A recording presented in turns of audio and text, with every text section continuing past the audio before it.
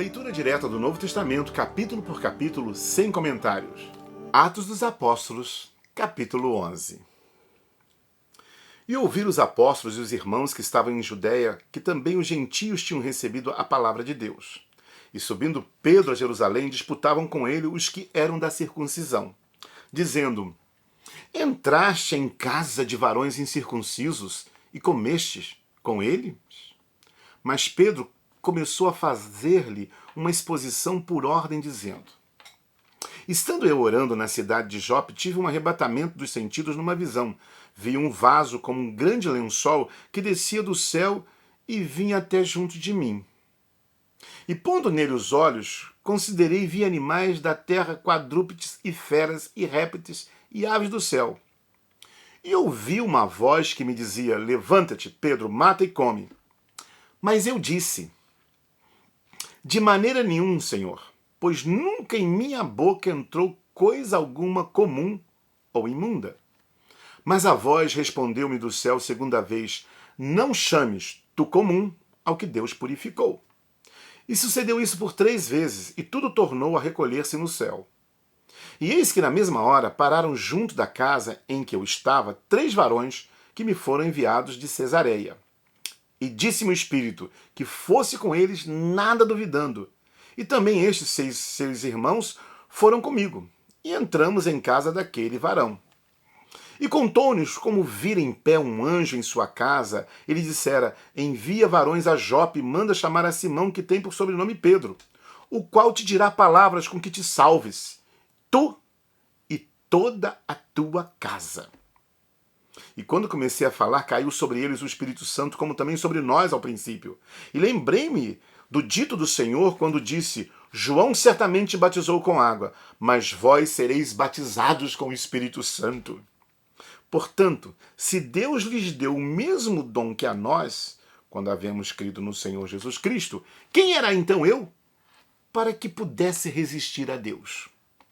E ouvindo estas coisas, apaciguaram-se e glorificaram a Deus, dizendo: Na verdade, até aos gentios, Deus deu o arrependimento para a vida.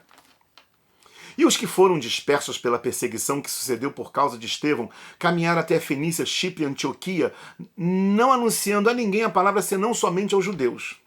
E havia entre eles alguns varões, chíprios e sirineus, os quais, entrando em Antioquia, falaram aos gregos anunciando o Senhor Jesus. E a mão do Senhor era com eles, e grande número creu e se converteu ao Senhor. E chegou a fama dessas coisas aos ouvidos da igreja que estava em Jerusalém, e enviaram Barnabé a Antioquia. O qual, quando chegou, viu a graça de Deus e se alegrou, e exortou a todos a que permanecessem no Senhor com propósito de coração, porque era homem de bem e cheio do Espírito Santo e de fé. E muita gente se uniu ao Senhor. E partiu Barnabé para Tarso a buscar Saulo, e achando, o conduziu para Antioquia. E sucedeu que todo um ano se reuniram naquela igreja e ensinaram muita gente. E em Antioquia foram os discípulos pela primeira vez chamados cristãos. E naqueles dias desceram um profeta de Jerusalém para Antioquia. E levantando-se um deles por nome Ágabo, dava a entender pelo Espírito que haveria uma grande fome em todo o mundo. E isso aconteceu no tempo de Cláudio César. E os discípulos determinaram mandar, cada um conforme o que pudesse, socorro aos irmãos que habitavam na Judéia. O que eles com efeito fizeram, enviando aos anciãos, por mão de Barnabé e de Saulo. Atos, capítulo 11.